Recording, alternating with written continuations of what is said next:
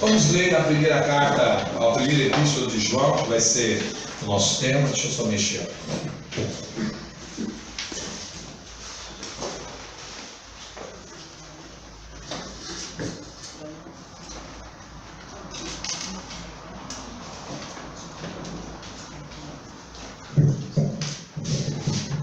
Hoje nós vamos tentar falar sobre as 3 epístolas de João, a primeira, a segunda e a terceira, e eu quero começar exatamente lendo a parte inicial.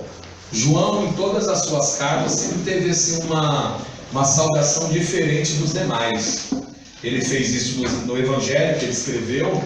Você imagina ele escrever no Evangelho já diferente dos demais, porque nós sabemos que os outros 3 são sinóticos. A palavra sinótico é que eles estão unidos no mesmo propósito, como se fossem sinônimos. Nós temos o Evangelho segundo Lucas, que nos dá a base cronológica, e aí sim enquadra com ele Mateus e Marcos, visto que o primeiro a ser escrito foi Marcos. Então, o único evangelho que não é chamado de sinótico é o evangelho joanino, porque só o jeito que ele começa a carta já é diferente, né? No princípio era o verbo, e o verbo estava com Deus, e o verbo era Deus, já é algo mais profundo. Inclusive, ele se aprofunda mais do que o livro do Gênesis, porque Gênesis começa, e no princípio criou Deus os céus e a terra. Nele começa, no princípio era o verbo. Então ele vai mais além, como vocês imaginam. Ele agora, mais uma vez, vai começar com uma saudação diferente. Vamos lá.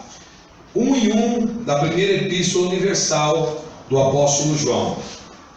O que era desde o princípio, o que vimos com os nossos olhos, o que temos contemplado, e as nossas mãos tocaram da palavra da vida, porque a vida foi manifestada, e nós a vimos, e testificamos dela, e vos anunciamos a vida eterna, que estava com o Pai, e nos foi manifestado. O que vimos e ouvimos, isso vos anunciamos, para que também tenhais comunhão. Diga essa palavra, comunhão. Comunhão. Ele diz assim: para que também tenhais comunhão conosco, e a nossa comunhão é com o Pai e com seu Filho Jesus Cristo. Estas coisas vos escrevemos para que o vosso gozo se cumpra. Se você é uma pessoa como eu, que gosta de destacar as coisas mais importantes de um texto, eu lhe daria um conselho para você sublinhar algumas palavras do texto que eu li. A primeira palavra, ou as primeiras 2 palavras que aparecem aí no verso 1, é a chamada palavra da vida. Está bem no final do versículo. Palavra da vida. A segunda palavra está no verso 2. Vida. Isso, porque a vida, você grifa vida, e no final do versículo 2, ou chegando no final, vida eterna. Então nós temos vida no verso 2 e vida eterna no mesmo versículo. Correto? Sim, Isaías, paz. Sua mamãe fez a cirurgia? Ainda não, pastor. Ainda não, né? Mas está. Se Deus quiser, vai precisar fazer. Ô, glória. Deus é bom. Deus abençoe. No verso 3, eu grifaria a palavra comunhão. Observe aí, para que também tenhais comunhão. E no verso 4, a palavra gozo.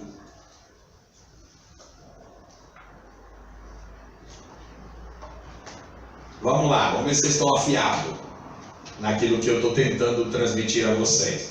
Vamos repetir só as palavras grifadas. Primeira palavra. Palavra da vida. Segundo. Vida. Terceiro. Vida eterna. Quarto.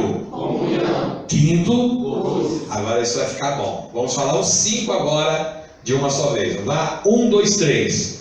Palavra da vida. Vida. Vida eterna. Comunhão e gozo.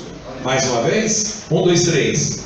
palavra da vida, vida eterna, comunhão e gozo. Isso aí, na verdade, é até um esboço de mensagem. Tudo vai resultar no gozo da salvação. Então nós vamos tratar de assuntos importantes nesse momento. As 3 cartas que o apóstolo João escreveu têm uma mensagem solene e urgente para a igreja contemporânea. Eu digo urgente porque os problemas que motivaram o velho apóstolo João a escrever essas cartas que estão na Bíblia Sagrada, inspirado pelo Espírito Santo, os mesmos problemas que o levou a escrever essas cartas são os mesmos problemas que estão atingindo a igreja de hoje. E isso acontece porque os tempos mudaram, mas o homem é o mesmo. Os problemas de hoje podem ter aspectos diferentes, porém a essência desses problemas são as mesmas ou os mesmos. Eu digo isso, por exemplo, porque o apóstolo João, dentre os demais, é o que mais fala objetivamente conosco. A inspiração do Espírito de Deus sobre a vida deste homem foi diferente, porque quando nós comparamos com a inspiração sobre Paulo, pode entrar, a inspiração sobre Pedro, ou qualquer outro dos demais apóstolos, como Tiago também escreveu uma epístola, como o próprio Judas, irmão de Jesus, não Judas dos Iscariotes, mas o irmão de Jesus também escreveu, nós percebemos que a inspiração dada ao apóstolo João, ela é de uma mensagem direta, compreensível e redundante no assunto que ele quer tratar. Por exemplo, ele quer escrever, aliás, ele escreveu a princípio, para que quando as pessoas recebessem o seu escrito, elas viessem crer que Jesus Cristo é Deus. Isso na sua primeira epístola, e o interessante, eu falo que é direto, observe, olha o que ele escreve em João capítulo 20, o verso 31, onde está escrito lá, o objetivo, o que o levou a escrever. João capítulo 20, verso de número 31. Eu vou ler o 30, até para ficar melhor, tá? Jesus, pois, estou lendo João capítulo 20, verso 30, o Evangelho. Jesus, pois, operou também, em presença de seus discípulos, muitos outros sinais que não estão escritos neste livro. Estes, porém, aqui está o propósito, foram escritos, quando a expressão aparece aí, para, então aí está o propósito, sim ou não? Foram escritos para, e olha o propósito, para que creiais que Jesus é o Cristo, o Filho de Deus, e para que crendo tenhais vida em seu nome. Então vocês podem observar que nas palavras que eu pedi para vocês sublinharem em 1 João, no capítulo 1, do versículo 1 ao 4, quando você lá vê palavra da vida, vida eterna, comunhão e gozo, você pode observar que uma característica ideal do apóstolo João é falar de vida eterna, salvação, e a razão pela qual ele escreveu o Evangelho foi para que as pessoas crescem que Jesus é o Cristo e que crendo pudessem viver essa vida. Aliás, foi o apóstolo João que registrou a palavra de Jesus, dizendo que ele veio para que nós tenhamos vida. E detalhe, vida com abundância. Irmãos, eu não acredito que uma pessoa que teve um encontro com Jesus e com a sua palavra, porque as duas podem entrar, irmão Elias, e porque as duas estão relacionadas, são irmãs, ter o encontro com Jesus e com a palavra é a mesma coisa. Entenderam? Porque ele é o verbo. Inclusive, quem registrou foi João. Eu não acredito que uma pessoa que teve um encontro com Jesus, ela vai ter a mesma vida que ela tinha quando não conhecia a Jesus. Espiritualmente, fisicamente, financeiramente, socialmente, praticamente. O que mais aqui? Até biologicamente, não estranho, senhores. Porque eu creio que o impacto do encontro com Jesus, que eu não estou falando daquele movimento de 3 dias, que fica em fazenda, não estou falando, não tem nada a ver. Encontro com Jesus pode ser a qualquer momento na vida de um homem, realmente pode acontecer. Eu creio que o impacto desse encontro com Jesus é tão grande que ele mexe até com os nossos átomos. Glória a Deus. Essa frase não é de ninguém, não, é minha. Essa é minha, pode registrar. Entendeu? Eu creio que mexe com tudo. Mexe. Então, ele traz uma ênfase muito grande na questão da vida eterna, da vida com Deus, da vida abundante. Eu estou falando isso porque você já teve um encontro com Jesus e todos os benefícios dessa vida com abundância estão à sua disposição. Foi muito fraco, mas vai fazer o quê? Né? Então, olha só. O Evangelho ele escreve para que as pessoas passem a crer que ele é o Cristo e que crendo tem uma vida eterna. Já a primeira epístola, a segunda e a terceira, ele também traz, Antônio, essa evidência de propósito. Olha o que está em 1 João capítulo 5, verso de número 13. 5 e 13. Já vou ler para nós ganharmos tempo. 1 João 5 e 13. Estas coisas vos escrevi para que saibais que tendes a vida eterna. Olha a diferença. No Evangelho é para que vocês tenham.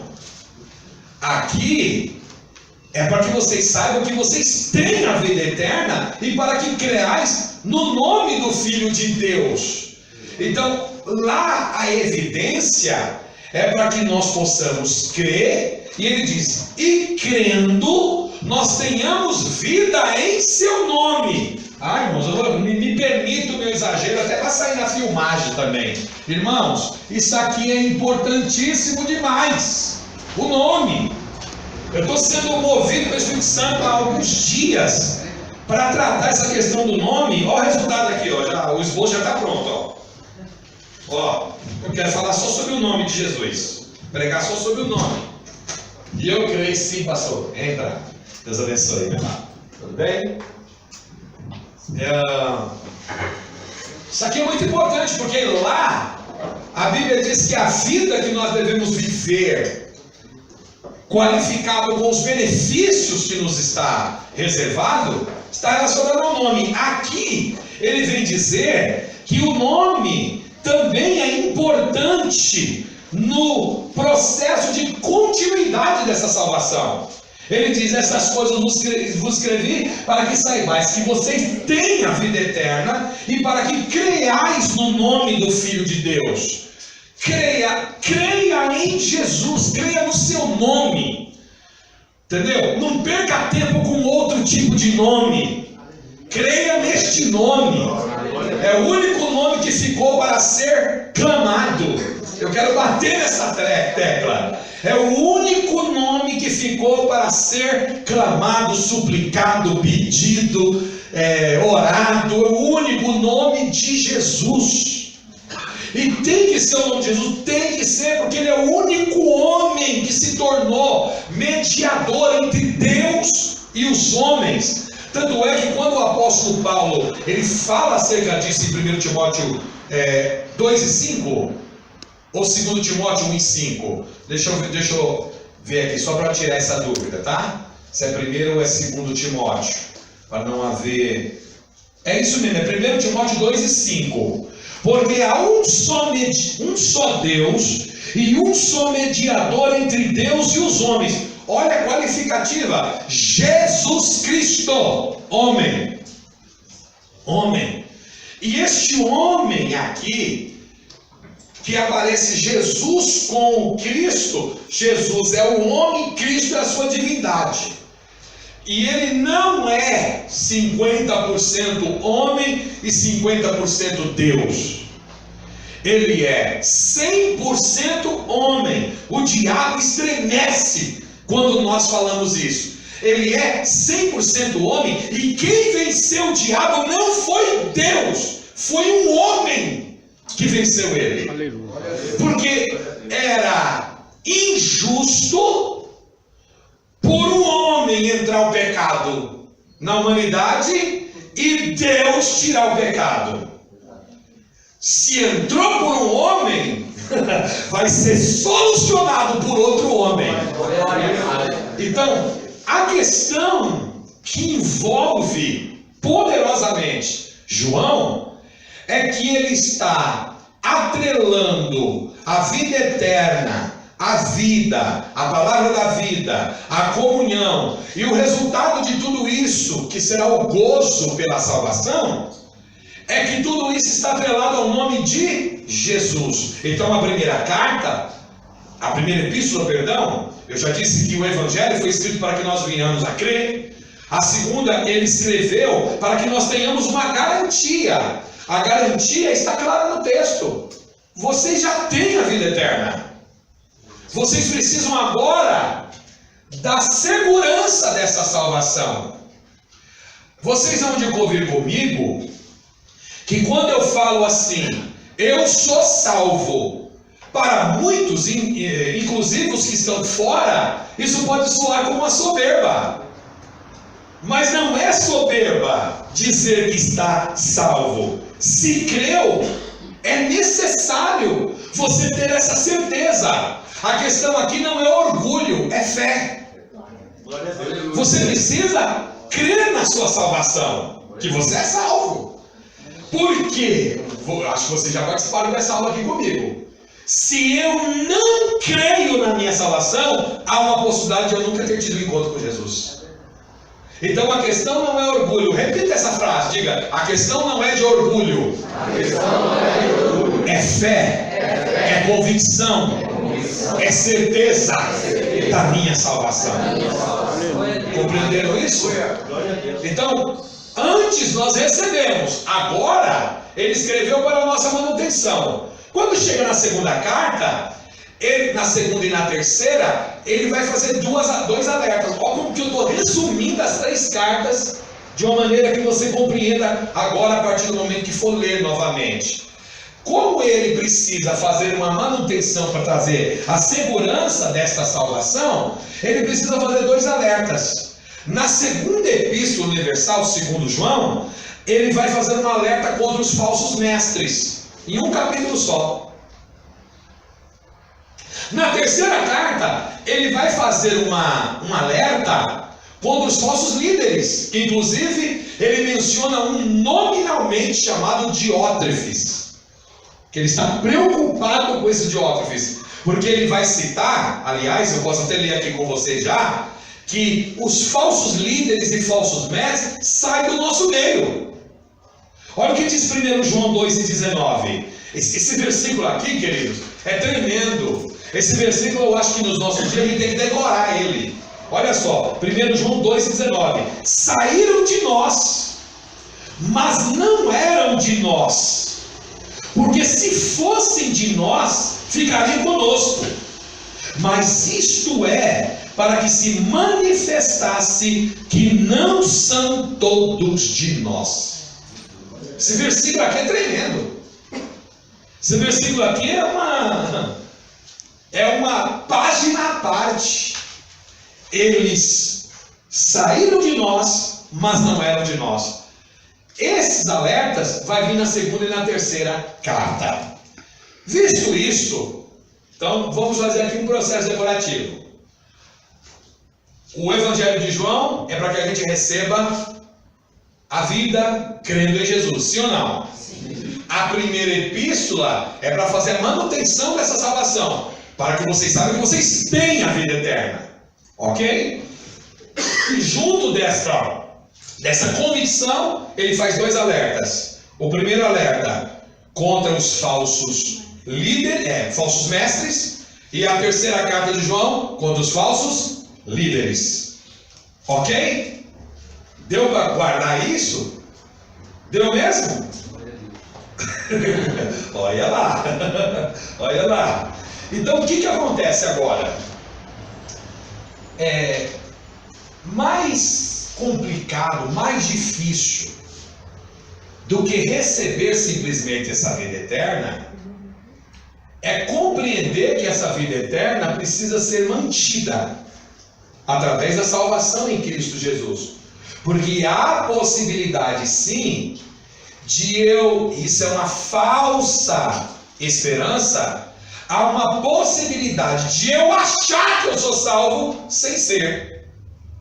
O senhor pode me dar um exemplo? Posso. No final do Sermão da Montanha, Jesus vai tratar sobre um grupo que vai chegar diante dele, falando das suas obras, que para nós hoje já são tremendas. Em teu nome eu preguei, em teu nome eu fiz maravilhas, em teu nome eu operei milagres. Jesus não vai falar das obras que ele fizeram, mas ele vai simplesmente olhar para eles e falar assim: apartai-vos de mim, eu não vos conheço. Você não vai ver Jesus falando assim: mentira, vocês não fizeram isso não, isso aí é conversa piada, isso é mentira. Não, Jesus não vai contra as obras, ele vai contra o desconhecimento. Porque eu acredito que para nós sermos conhecidos por ele, nós temos que realmente verificar em nós a evidência dessa vida eterna que está em nós. Eita! E agora? E isso gera em nós a manutenção. Agora olha só, existe a necessidade da convicção de que nós somos salvos. Eu sou salvo. Mas também existe aquele que diz: eu sou salvo, mas ele está salvo matando já o outro, matando o irmão. E ele diz: eu mato em nome da minha salvação, ou mato em nome de Jesus. Então estão brincando tanto com o nome de Jesus, mas tem gente matando em nome de Jesus. Você pensa que é só os radicais muçulmanos? Não, tem gente dentro da igreja matando em nome de Jesus, e falando que foi Jesus que mandou. Observe que o apóstolo João, por ele ser muito direto, por ele ser muito de fácil compreensão, porque no assunto que ele trata, ele é redundante mesmo no assunto. Nós temos que buscar estudar essas cartas baseado nisso aqui que eu coloquei, já coloquei para que a filmagem fizesse um foco diferente nisso. Existem 3 provas que nós precisamos fazer para saber se verdadeiramente nós somos salvos. 3 provas. A primeira prova é uma prova doutrinária. Uma prova doutrinária. Me permita, eu vou apagar aqui para que eu possa ter um espaço para me trabalhar esses 3 pontos. Resumindo, o resumo dessa prova: fé. Pensa num assunto que nós precisamos trabalhar, o assunto fé. Eu digo isso, mas antes, deixa eu ler com vocês a menção aqui. Vou até colocar aqui no quadro, fica melhor. 1 João, capítulo 2, verso 20 e 21. Vocês me permitam eu ler? Me permitam? Tá bom? Não que eu não quero que seja um diálogo. Você pode parar a aula a hora que você quiser, tá bom? Para você perguntar. Mas é que fica mais fácil. Inclusive, gente, esqueci de colocar aqui para gravar. Tem alguém gravando? Tem alguém gravando? Puxa, eu não acredito que eu esqueci de colocar isso aqui para gravar. Você colocou para gravar, filho? Depois há a possibilidade de você compartilhar com a gente? Por favor. Porque nunca mais eu vou dar essa aula, uma aula dessa. Sim ou não? Sim. A aula é inspirada, irmão. A aula é coisa do céu. Nunca mais eu dou uma aula como essa. Vamos lá.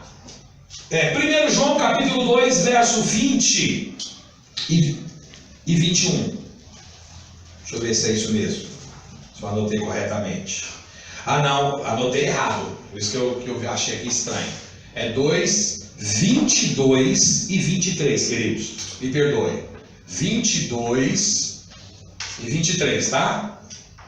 22 e 23. Olha o que diz o texto.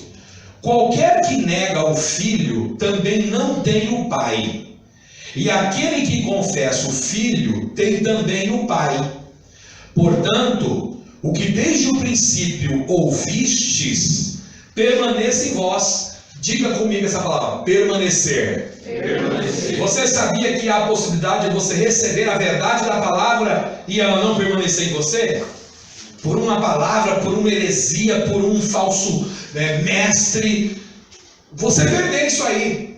Então olha o texto, volte os seus olhos para o verso 24. Portanto, o que desde o princípio ouvistes, permaneça em vós. Se em vós permanecer o que desde o princípio ouviste, também permanecereis no Filho e no detalhe. Ele não fala de uma permanência direta com Deus Pai. Ele diz que a permanência com esse Deus Pai depende da permanência com Deus Filho.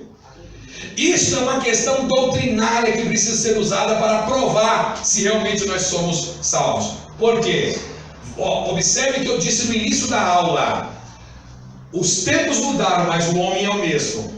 Os problemas talvez mudaram de características, mas continuam sendo o mesmo na igreja. Na época de João, havia um concubinato entre a filosofia grega e o judaísmo. E o resultado deste casamento maldito entre os dois foi o gnosticismo. Já ouviram falar do gnosticismo? Qual era a base que o gnosticismo se contrapunha? Principalmente por causa da filosofia grega. Eles não acreditavam na doutrina que é o coração do cristianismo. A doutrina da criação, a doutrina da encarnação e a doutrina da ressurreição. Eu vou repetir. O coração do cristianismo é essas três doutrinas: a doutrina da criação, a doutrina da encarnação e a doutrina da ressurreição. Eles se opunham. Por exemplo, o gnosticismo dizia o seguinte: a matéria é má, o espírito é bom. Então o que eles falavam acerca de Jesus? Que Jesus, aqui na terra, pisava na areia e não deixava marca. Ele era apenas um espírito, porque se ele fosse carne, ele não poderia ser uma pessoa que passaria por essa vida sem pecado. Porque para, por exemplo, a filosofia grega e passou também para o gnosticismo, morrer é se libertar deste corpo maldito que te faz pecar todos os dias, porque a matéria é má. Aí você vai dizer: pastor, mas então o que Paulo está querendo dizer quando ele diz que o bem que ele quer fazer ele não consegue, mas o mal que ele não deseja está sempre diante dele? Nós temos que lembrar que lá em Romanos capítulo 7, ele está falando da lei do Espírito e da lei da carne. Aí nós já aprendemos aqui em sala de aula que a questão é a questão do que se alimenta. Todos nós estamos num processo de santificação. Se nós falarmos que não temos pecado, nós estamos mentindo. Já aprendemos isso aqui. É óbvio. Só que nós não podemos cair neste laço de que o corpo é mau, a matéria é má, só o espírito é bom, e nós só vamos ser crente quando a gente morrer. Segundo, olha que armadilha contra a doutrina. Se nós não acreditarmos que Jesus encarnou, é impossível nós crermos na salvação. Aliás, eles chegam a dizer, eu até escrevi aqui, o ensino, o que João fala acerca do ensino gnóstico, é que Jesus estava absolutamente equivocado. Os gnósticos, observe o que eu escrevi, faziam distinção entre o Jesus histórico e o Cristo divino. Para eles, Jesus histórico é uma coisa, o homem, E o Cristo divino é outro. Aí eu escrevi: para eles, o Cristo veio sobre Jesus no batismo e saiu dele antes da crucificação. O Cristo. O Cristo. Quando a pomba desceu, aí o Cristo veio em Jesus. Fez ali o trabalho. Quando chegou até a crucificação, o Cristo saiu e quem morreu foi Jesus. Entendeu? Então, o ensino gnóstico, na época, queridos, era uma perversão da verdade. Uma heresia que a igreja deveria naquele momento, e até hoje nós precisamos rechaçar. Eu te dou exemplos de que o gnosticismo só muda de roupagem. Sabe quem crê nisso? As testemunhas de Jeová. Alguns do Espiritismo, porque existe 3 tipos de Espiritismo: o baixo, o médio e o alto. Existe linhagem de Espiritismo alto que não acredita que Jesus era um corpo, tinha um corpo, que ele era apenas um espírito evoluído. Entendeu? E nós precisamos rechaçar esse tipo de ensinamento. Então, no final, eu sei que eu vou ter que fazer isso com mais objetivo, com um propósito maior, mas eu já posso fazer isso agora. Como que eu sei, professor, que eu sou salvo? Sabe como? Você crê que Jesus veio, encarnou, foi encarnado, foi carne, foi um homem como nós? Você crê que Jesus viveu as mesmas lutas e dificuldades que nós vivemos? Foi provado, tentado, porém sem pecado? E que foi à cruz, morreu, ao 3º dia ressuscitou, e agora com o seu corpo ele está no céu de glória, assentado no trono com o Pai? Você crê nisso? Então você é salvo, passou a primeira prova. Dá bastante aleluia agora. Capricha, para deixar pelo menos um crédito, um depósito para depois, que agora vai vir a segunda prova. Desistiu? Ah, meu Deus. A segunda prova está aqui. Ah, meu Deus, tomara que vocês não desistam. É a prova social. É a prova social. Qual é a palavra que define a prova social? Amor.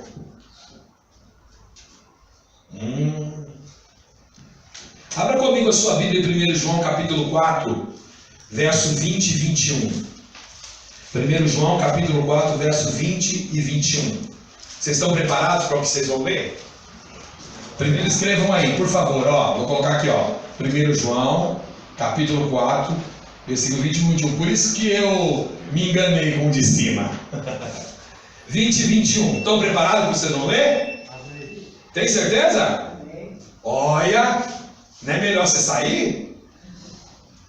Que dizem aí, os engraçadinhos que estão afastados de Deus, diz que se não ouvir não tem compromisso, então pode pecar à vontade. Eu já falei com uma pessoa, não vou falar o lugar aqui, porque é aqui do Lobro. Eu fui num comércio e eu falei para ela assim, filha, por que você não vai lá estudar a palavra? Você falou para mim que gosta de ler a Bíblia, gosta de aprender. Vamos lá estudar a palavra, quando não é de graça, para você é de graça. Pode ir, você não está participante, nós somos responsáveis. É melhor ficar assim. Falei, pois tu vai para o inferno sem nem fazer curva, sem saber de nada mesmo. Entendeu? Você precisa de ferramenta para você vencer o que você acha que tem que vencer. Você sabia que existe muita gente assim? Eu não vou nem ouvir a palavra para me comprometer. Entendeu? Mas olha o que o texto está falando. Eu creio que você está sentado aqui, então você vai receber. Pastor, e teve uma que falou para mim assim, que ela não pode ir para a igreja para não criar problema dentro de casa. Para não criar problema dentro de casa. Certo. Como é que é a volta? Eu não peguei. Ela falou que não pode ir para a igreja, porque se ela for para a igreja, ela vai criar um grande transtorno dentro da casa. Que tristeza. Não é verdade? Olha, Guardem essa palavra. Eu não entendia quando Jesus falava isso. Ele diz assim: eu não vim trazer paz, eu vim trazer espada. Antes eu não entendia. Até que um dia eu entendi que essa espada está relacionada a algo que é impossível que não aconteça. Você teve a aproximação da verdade, você rechaça a mentira. Você está na luz, você está fora das trevas. Você está caminhando com pessoas do mesmo propósito, você já não consegue mais andar com pessoas que não têm o mesmo propósito. Pode ver que as nossas amizades foram todas trocadas. E se não foi ainda, é porque tu ainda está precisando passar pelo processo do Remanchova. O Remanchova cai assim. Entendeu? Ok? Porque conheço muito crente que ainda as melhores amigas delas é as fofoqueiras, macumbeira, que não tem nada com Jesus. Tanto é que elas continuam pedindo conselho a essas pessoas. E para mim pedir conselho a essas pessoas é igual começar a assistir uma novela em janeiro e depois você vai analisar a vida dessa pessoa em dezembro. Porque ela começa no início da novela repreendendo tudo. Olha, só passa essas imagens. Olha, está traindo o marido. Olha, o camarada já passou o rodo em 10. Em dezembro ela ainda está. Tem que chifrar mesmo. Chifra mesmo. Entendeu? Porque as más conversações corrompem os bons costumes. E o que eu alimento é aquilo que vai determinar as minhas decisões futuramente. Eu começo assistindo algo recriminando. Mas se eu fico assistindo, eu daqui a pouco estou concordando. Essa é a vida. Mas vamos ler. Se alguém diz, eu amo a Deus, e aborrece a seu irmão, é mentiroso. Pois quem não ama seu irmão, ao qual viu, como pode amar a Deus a quem não viu? E dele temos este mandamento, que quem ama a Deus, ame também o seu irmão. O que ele vai tratar para nos dar essa prova social de que se realmente nós somos salvos, ele começa com negativas. Quem não ama não é nascido de Deus. É ele mesmo que vai falando em toda a carta. Quem não ama permanece nas trevas. Quem não ama permanece na morte. E quem não ama jamais viu a Deus, porque Deus é amor. Essa prova social é assim. Nós não podemos separar a nossa relação com Deus da nossa relação com os nossos irmãos. Quem não ama seu irmão a quem vê, disse ele, não pode amar a Deus a quem não vê. Também eu digo aos irmãos, meus queridos discípulos e discípulas, eu digo que o amor cristão não consiste apenas em palavras, mas sobretudo em ação. Não é eu ficar falando, eu te amo, eu te amo, eu te amo, eu te amo, eu te amo, eu te amo, eu te amo, e não existe uma ação, não existe nada da minha parte. Inclusive a prova do amor é o serviço. O amor também tem obras, disse Paulo aos Tessalonicenses. O amor trabalha. O amor, vocês lembram desse versículo? Do amor trabalha? Deixa eu mostrar aqui para vocês. 1 Tessalonicenses, capítulo 1, verso de número 3. Lembrando-nos, 1 Tessalonicenses, capítulo 1, verso 3. Lembrando-nos sem cessar da obra da vossa fé e do trabalho do amor. E ele ainda diz da paciência da esperança.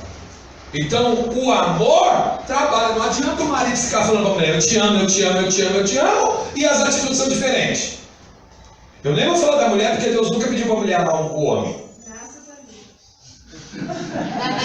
Deus. Sheila gosta dessa parte. Entendeu? Por que Deus nunca pediu para a mulher amar o marido? Porque o princípio do mandamento começa com o marido e a mulher apenas tem o poder de devolver potencializado o que ela recebe. Pastor, já está passando a lista. Está passando a lista, tá? Já. Em resumo, o marido investe 110 de amor, ela devolve 220. Mas quando o marido investe 110 de tribulação, ela devolve 660. Entendeu? Porque ela tem uma capacidade de... Tem homem que pensa que ele faz tempestade para a mulher. Só conhece que é tempestade as mulheres. As mulheres, quando elas querem... Ai, gente, vamos mudar de assunto. Vamos mudar de assunto. Glória a Deus. Então, irmãos, voltando aqui, nós demonstramos o nosso amor não com palavras, mas com ações concretas. Até porque o amor, ela é a apologética final, a evidência insofismável de que nós somos discípulos de Cristo. Só o amor, não há possibilidade de nós ganharmos o mundo, revelarmos a nossa fé em Cristo se não for pelo amor. Então o amor é a base de tudo, é a base da comunhão, é a base da vida, é a base da vida eterna, é a base. Aliás, o amor é a base dos frutos. Quando você vê aquela listinha com com um fruto no duplo, depois do amor, tudo é o amor fazendo alguma coisa. Vocês pegaram? Pegaram mesmo? Eu fico meio desconfiado. Acho que não. Vamos lá para o texto. Gálatas. Espírito de Deus, me ajuda aqui, porque eu tenho que às vezes dar aula por revelação. Sabe por quê? Porque o Senhor, o Espírito Santo está vendo o teu coração. E às vezes você não quer falar que não está entendendo. Vamos lá. 5:22 de Gálatas.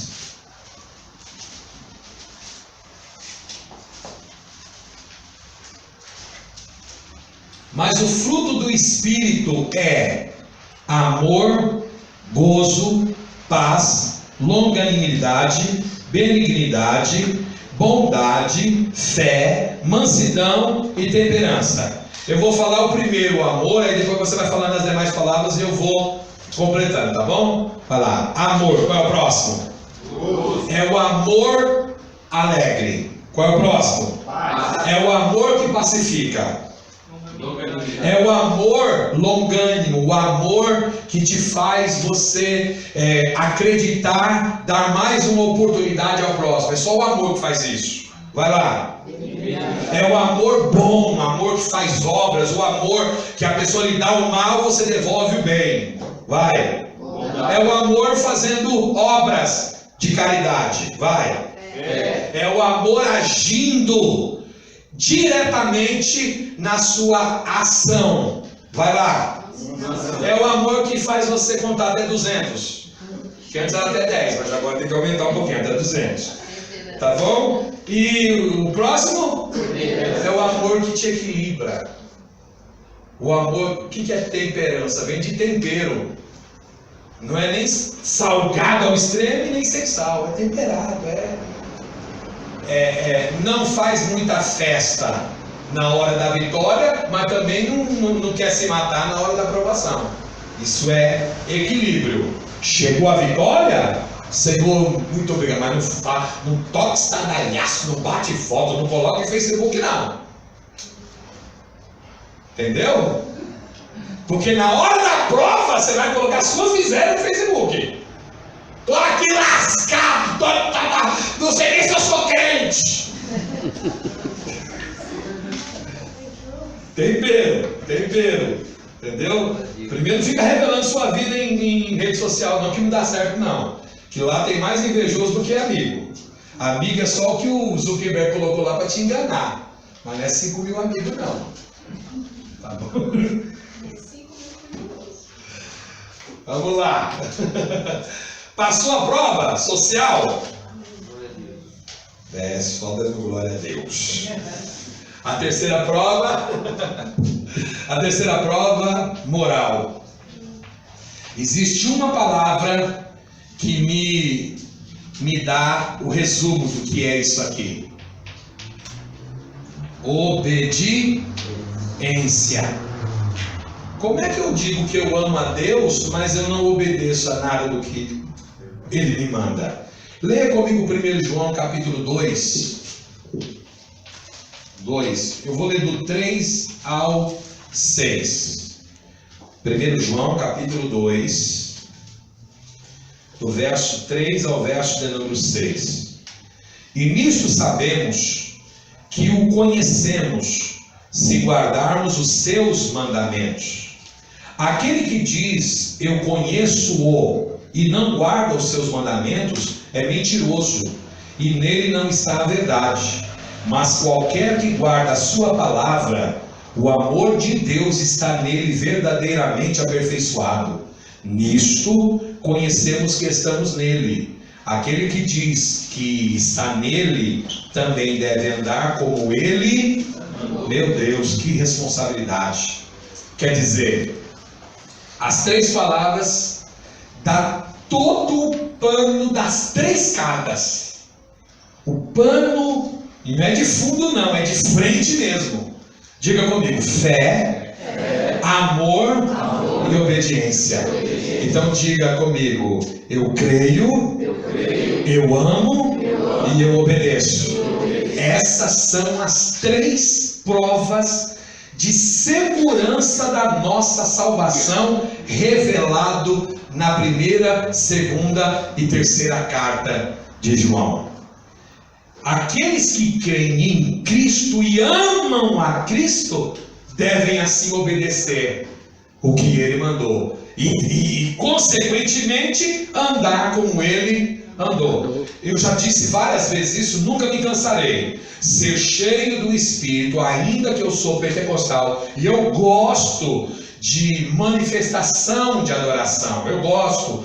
Desde o berço do judaísmo, nós aprendemos que a adoração requer movimento do corpo. Eles não ficam assim à toa. Eles estão adorando a Deus com o corpo, com as mãos, com os pés, com a cabeça, com o pescoço, com a coluna. Estão assim. Eu gosto do movimento, da manifestação. Amo! Mas ser cheio do Espírito Santo não é isso. Inclusive, quando eu fazia parte da Convenção Geral das Assembleias de Deus, as minhas intenções eram também colocar ali como um membro ralézinho ali da convenção, mas colocar ali essa dúvida. Lá em Atos capítulo 6, verso 3, ser cheio do Espírito Santo era falar em língua.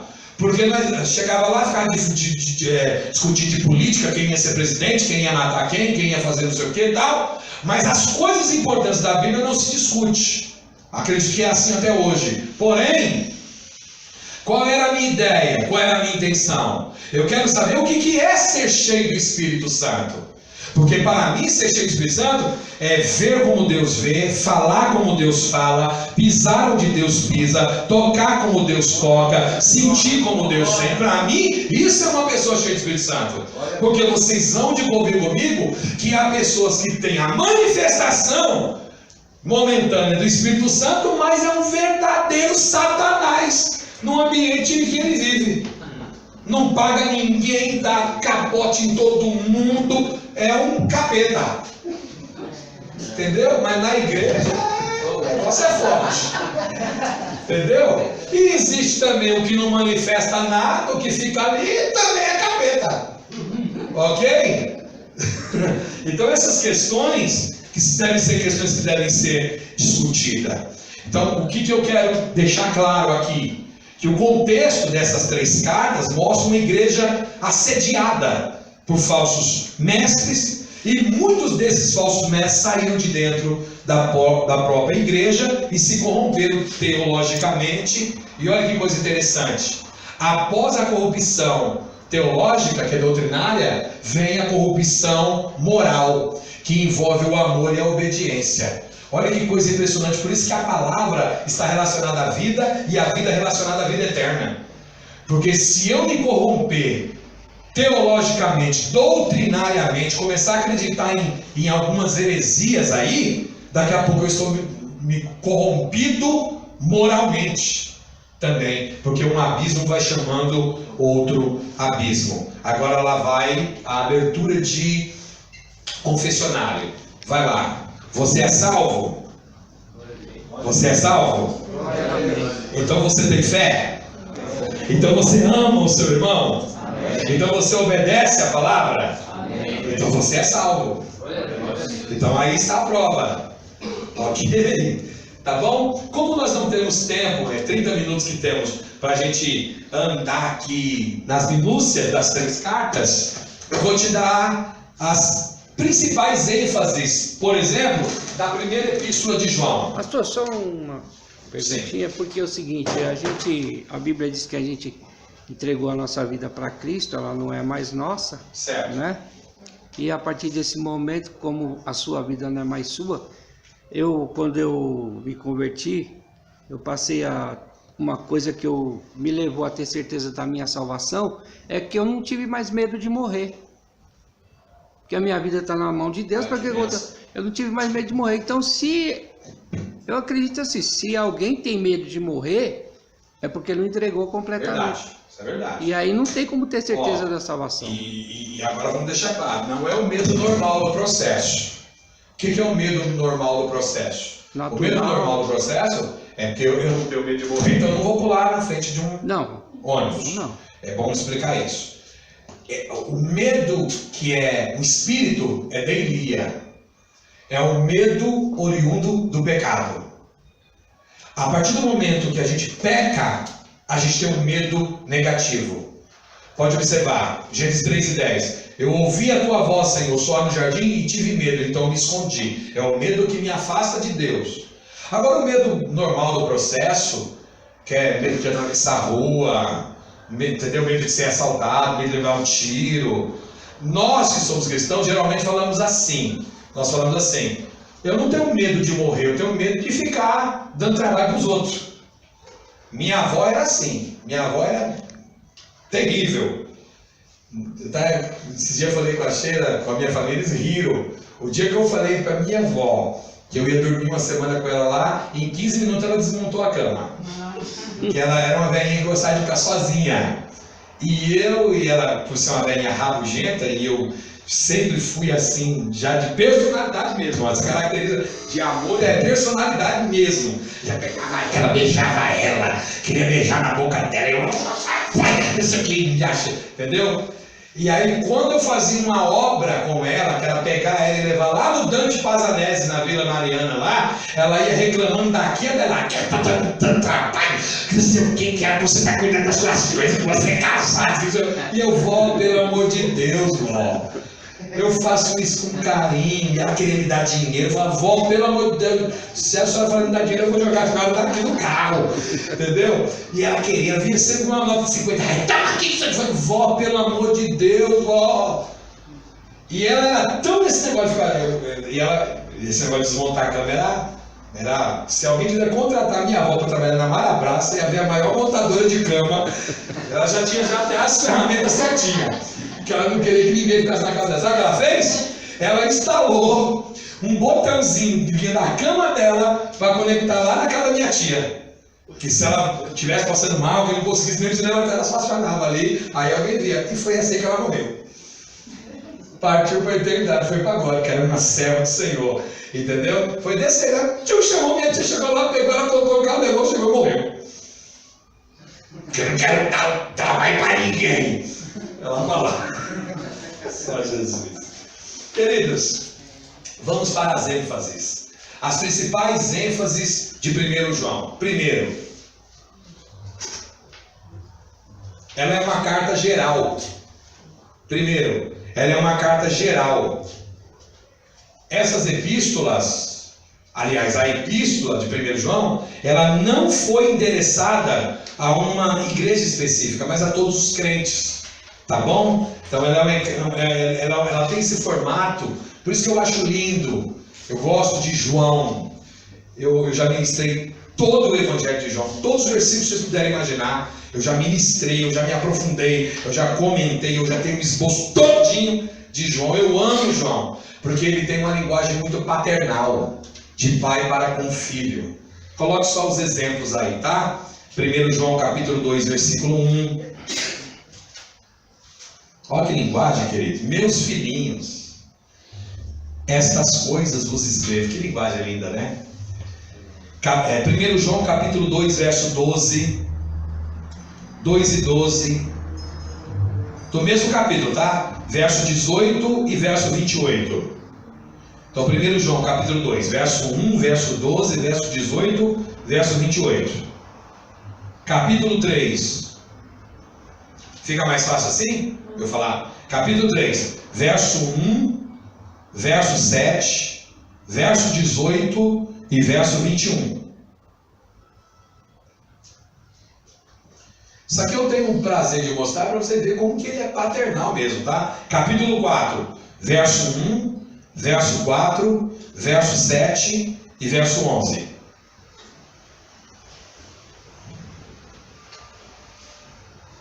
Capítulo 5, verso 2 e verso 21. Olha como que ele termina a carta, gente. Filhinhos, guardai-vos dos ídolos. Amém. Que linguagem, né? Filhinhos, guardai-vos dos ídolos. Amém. Segunda característica dessa carta, ênfase principal. Ela é uma carta apologética. Ela é uma carta apologética. Tanto é que, não somente em 1 João, eu vou fazer aqui uma citação também em 2 João, quando ele faz a descrição de homens falsos, de obreiros falsos, de líderes falsos, ele traz uma expressão, ele traz 3 tipos de expressão. Você quer colocar essas 3 expressões? Eu vou te dar a referência. A primeira expressão é falsos profetas. Pastor, só uma perguntinha, tanto nome, hermenêutica, exegese, o que é apologética? Apologética é defesa da fé. Quando você fala que uma doutrina é apologética, é algo que você vai usar para defender a sua fé. Tá bom? É defesa. Vem de apologia. Falsos profetas. 1 João capítulo 4 e o versículo 1. Amados, não creiais em todo espírito, mas provai se os espíritos são de Deus, porque já muitos falsos profetas se têm levantado no mundo. Falsos profetas. 4, verso 1. Segunda expressão. Enganadores. Enganadores. Ele já usou essa expressão, amados, em 2 João, 2 João, versículo 7. Porque só tem um capítulo, tá? 2 João, versículo 7. Porque já muitos enganadores entraram no mundo, os quais não confessam que Jesus Cristo veio em carne. Este tal é o enganador e o anticristo. Terceira expressão usada por ele, anticristos. Com S, tá? Anticristos, no plural. Anticristos. 1 João, capítulo 2 e o verso 18. Anticristos. 1 João, capítulo 2 e o verso 18. Filhinhos, é já a última hora, e como ouvistes que vem o anticristo, também agora muitos se têm feito anticristos, por onde conhecemos que é já a última hora. Amém. Tá bom? Vamos para a terceira característica, a terceira ênfase principal. Ela é uma carta de segurança espiritual. Ela é uma carta de segurança espiritual.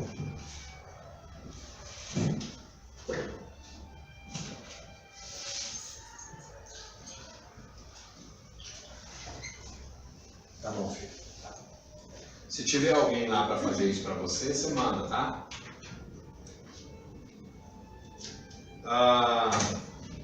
Eu falei que é uma carta de segurança, né? Só faz essa citação.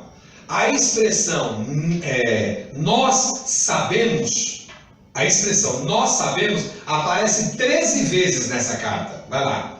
A expressão nós sabemos aparece 13 vezes nessa carta. Por que eu não vou dar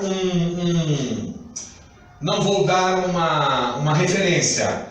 Porque isto que eu tratei aqui está falando dessa segurança, que é a prova doutrinária, a prova social e a prova moral. Tanto é que eu coloquei aqui, 3 seguranças da salvação, 3 provas de segurança da salvação. Quarta ênfase principal da carta. Ela é uma carta de testes. Ela é uma carta de testes.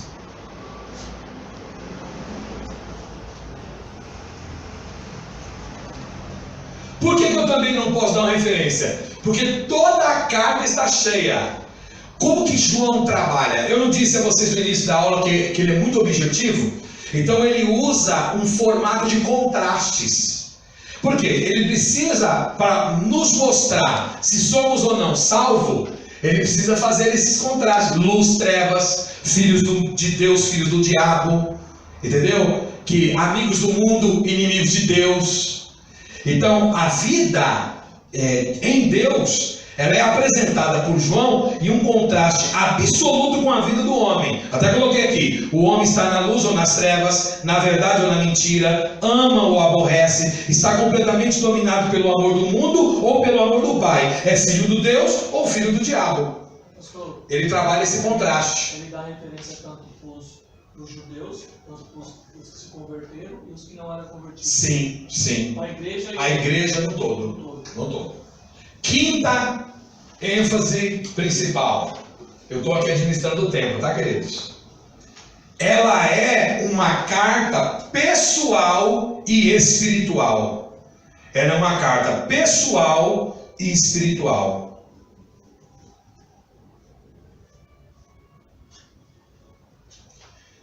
Muito embora que essa epístola ela esteja repleta de doutrina, a ênfase é sobre justiça pessoal, pureza, amor e lealdade a Jesus Cristo. Então, ela é uma carta pessoal e espiritual. É fácil compreensão. Sexto, ela é de fácil compreensão, ela é de difícil vivência, difícil prática. Não é verdade? Se alguém falar que é fácil, por favor, você já está preparadinho para... Sexto, ela é uma carta que enfatiza o amor. Ela é uma carta que enfatiza o amor. Diga comigo, por favor. Diga comigo. O amor a Deus, e o amor ao próximo caminham juntos. Diga, é impossível desassociar. Pensa num negócio que não tem divórcio, é isso. Estão casados. O amor a Deus e o amor ao próximo. Coloca as referências. 1 João capítulo 2, do 7 ao 11. 1 João capítulo 2, do 7 ao 11. Capítulo 3, do 1 ao 3. Capítulo 3, do verso 1 ao verso 3. Capítulo 3, do verso 11 ao 17.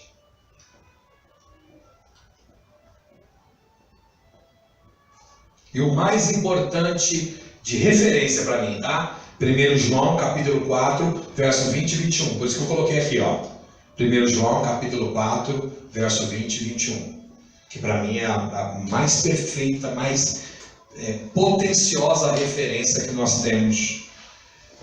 E eu concluo essa parte dizendo que o zelo pela verdade, ele deve ser contrabalanceado pelo amor às pessoas.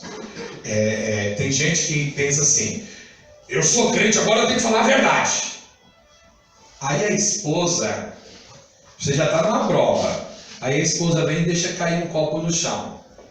Foi verdade que ela quebrou? É verdade? Só que aquele é o 11º que ela quebra no mês. Não é verdade? Dá licença, mulher! Você parece que não presta atenção, você é uma tonta, uma sonsa. É o 11º que você quebra. Eu já estou maluco, lá para passar, eu vou te pagar as coisas. Ele deixou de falar a verdade?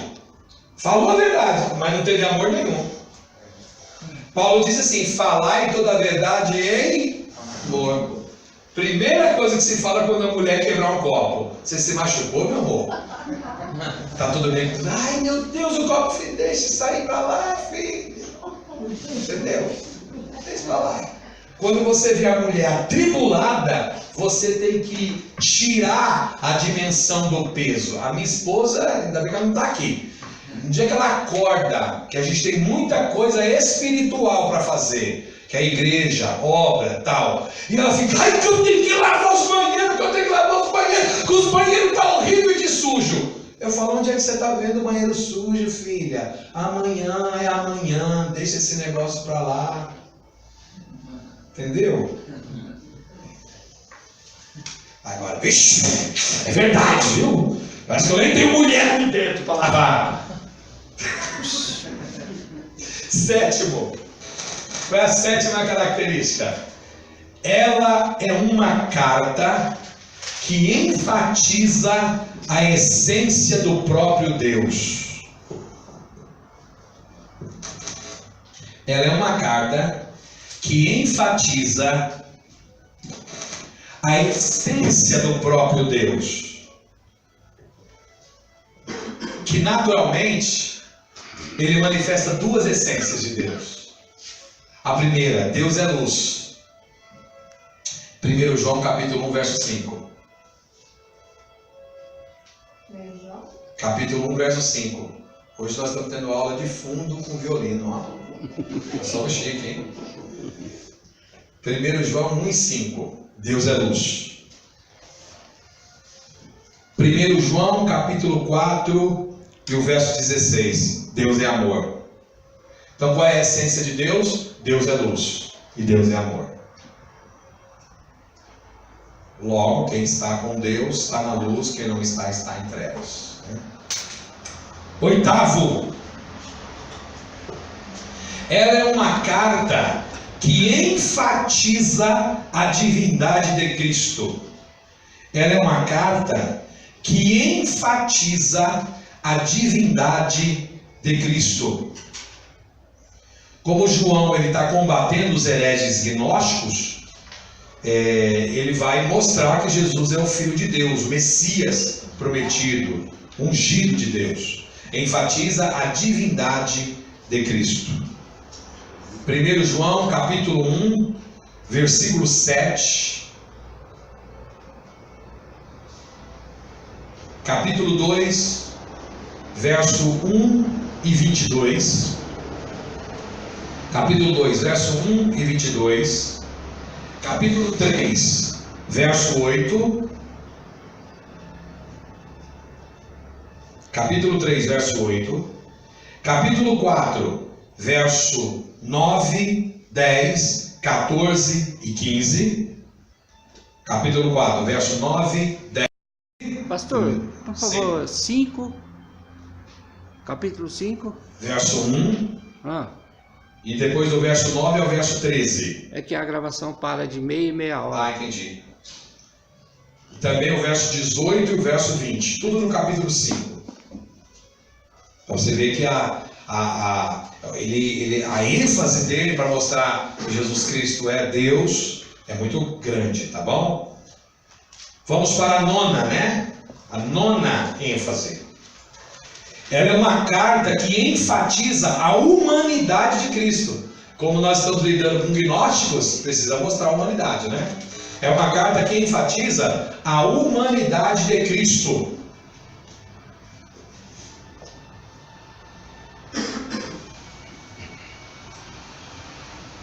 Que é exatamente para contrariar os ensinos gnósticos de que a matéria era essencialmente má e Jesus não veio em carne. Tá? 1 João capítulo 1, verso 1 ao 3. Verso 1 ao 3.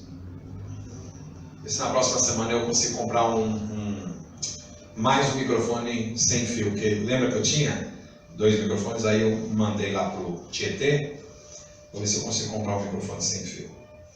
1 João capítulo 1, verso 1 ao 3. Verso 5, verso 8, correto? Capítulo 4, verso 2, 3, 9, 10 e 14.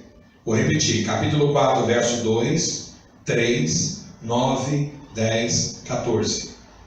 E também o capítulo 5, verso 6, 8 e 20.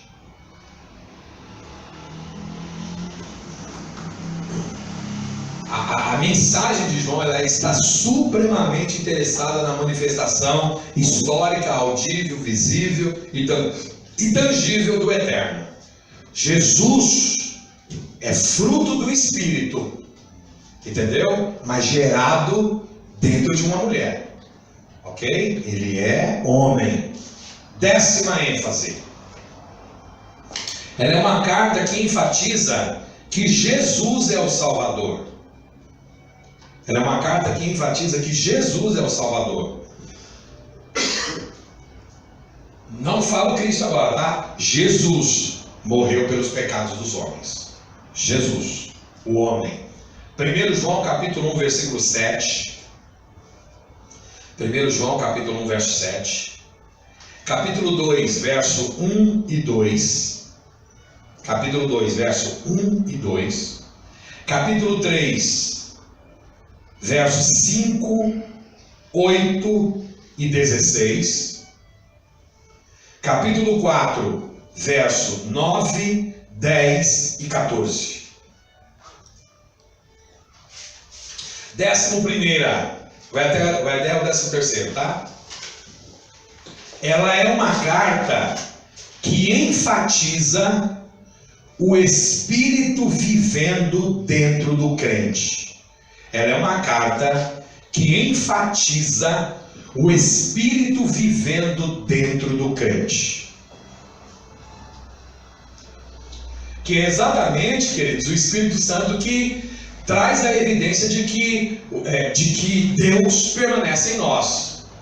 Essa convicção, essa fé, essa certeza, essa permanência é obra do Espírito Santo também, tá? 2 referências. 1 João capítulo 3, verso 24 e 1 João capítulo 4, verso 13. Deus permanece em nós e nós habitamos nele. 1 João capítulo 4, verso 13. 12ª ênfase.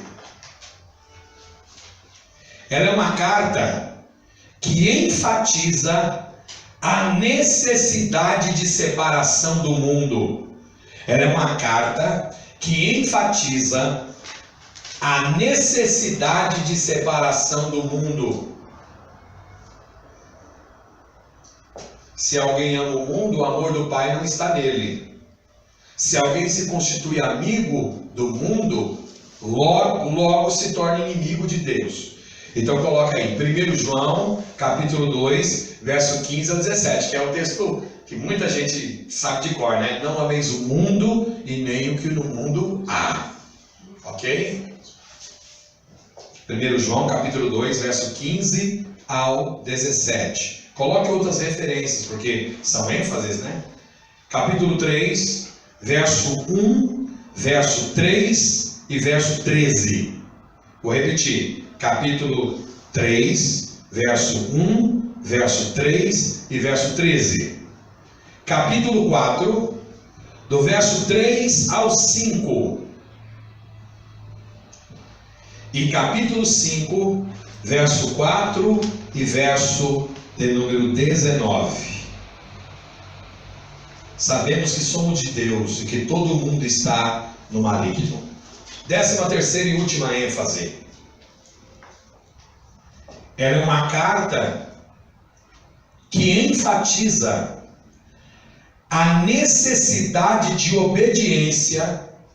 Ela é uma carta que enfatiza a necessidade de obediência aos mandamentos divinos. Aleluia. A necessidade de obediência aos mandamentos divinos. Nessas 13 ênfases, vocês perceberam que eu fiz um resumo da carta, né? Então vai lá.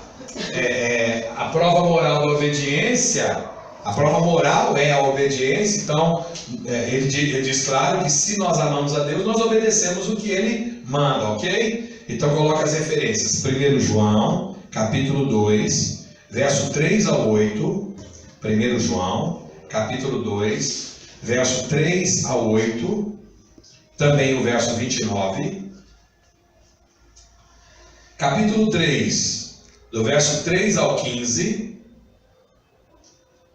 E do verso 22 ao 24. Vou repetir, capítulo 3, verso 3 ao 15. E também o verso 22 ao 24, tudo no mesmo capítulo. Capítulo 4, verso 20 e 21. E o capítulo 5, toda atenção, do verso 2 ao verso 4.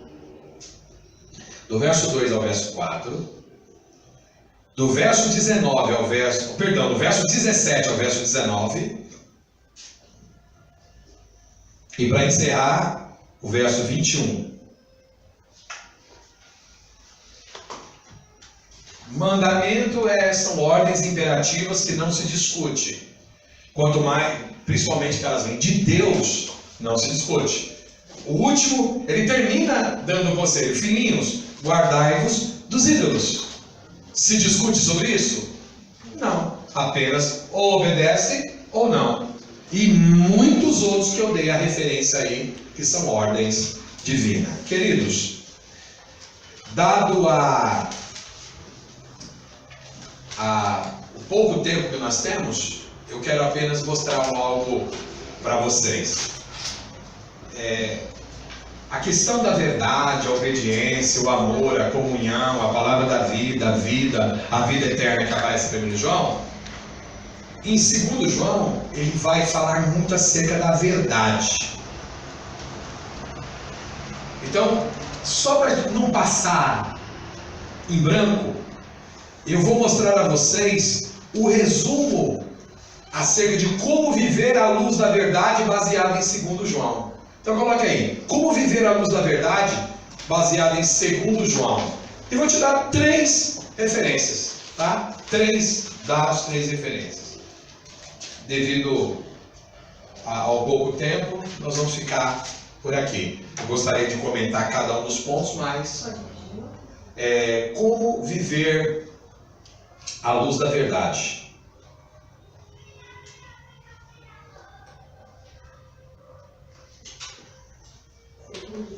Baseado em 2 João. Primeiro, a igreja deve conhecer a verdade. Primeiro, a igreja deve conhecer a verdade. Entendam, tá, meus amores? Entendam. Como 2 João só tem um capítulo, então eu só vou dar referência aos versículos, tá? Coloque aí, do verso 1 ao verso 3. Do verso 1 ao verso 3. Segundo, a igreja deve andar na verdade. Não apenas conhecer essa verdade, mas ela deve andar na verdade. Eu sempre falo que não é suficiente estudar a verdade ou discuti-la. Nós precisamos praticá-la. Andar. Então, do verso 4 ao verso 6. Do verso 4 ao verso 6. E terceiro e último, a igreja deve permanecer na verdade. A igreja deve permanecer na verdade. Do verso 27, perdão, do verso 7, não tem nem 27. Do verso 7 ao verso 13. Inclusive, desse ponto aqui tem 4 pontos que se destacam, que me chamou muita atenção, mas eu vou fazer assim, eu vou gravar um áudio falando sobre esses pontos e vou colocar no grupo. Oi? Já está aqui? Tá bom, filha. Deus abençoe, tá? Paulinha, Tânia, tá avisando que a torta já está aqui do lado. Esqueci o nome dela. Bianca, se você quiser esperar um minutinho, a aula já vai acabar agora. Tá bom? Sim, alguém falou. A referência do primeiro é versículo 1 ao versículo 3. Pastor, se o senhor me permitir fazer uma observação, claro, sobre a aula, eu gostaria que vocês prestassem atenção no que eu vou falar, porque é o seguinte: quando eu chego em casa, depois eu vou reestudar essa aula, porque eu não estou anotando nada aqui, nem trouxe a minha Bíblia. Essa metodologia que ele está usando é como se fosse a gente costuma chamar de estudo assim, quer dizer, a palavra agora é exaustivo. Se vocês realmente forem estudar essa aula em casa e tirar todas as referências e ler na Bíblia e marcar no caderno e fazer a sua observação, eu acredito até que o pastor devia pedir, não querendo usar de maldade, mas eu acredito até que ele devia pedir um trabalho sobre essa aula, porque essa aula aqui durou 3 sessões de meia hora. Em casa você com certeza vai estudar ela 3 a 4 horas, porque é o que acontece comigo, entendeu?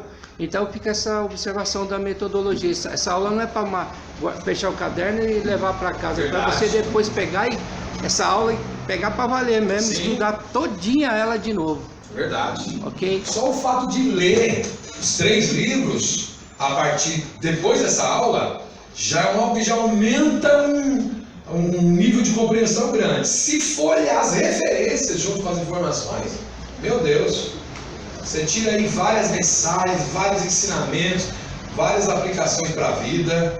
Isso é importante. É porque a gente aqui na sala, às vezes a gente perde a noção que é uma metodologia aplicada a uma faculdade de teologia. A aula é só na segunda-feira. Mas se você pegar a aula da segunda-feira e estudar ela a semana inteira, você tem aula todo dia. Com certeza. Entendeu? Ok? Queridos, vocês estão preparados para passar por um vento suave, leve? Assim, em Judas, ele já fala uma referência que João, no versículo 13, ele está falando sobre a fé, sobre os nossos Isso. e ele está falando assim, mais interessante, assim, eles vamos a batalha. Ajudamos a batalhar pela fé que uma vez foi dada aos santos. Ele dá um cumprimento, né? Queridos, eu vou dar aí 10 minutos para vocês ir ao banheiro. Aproveite que a igreja está aberta se quiser usar lá.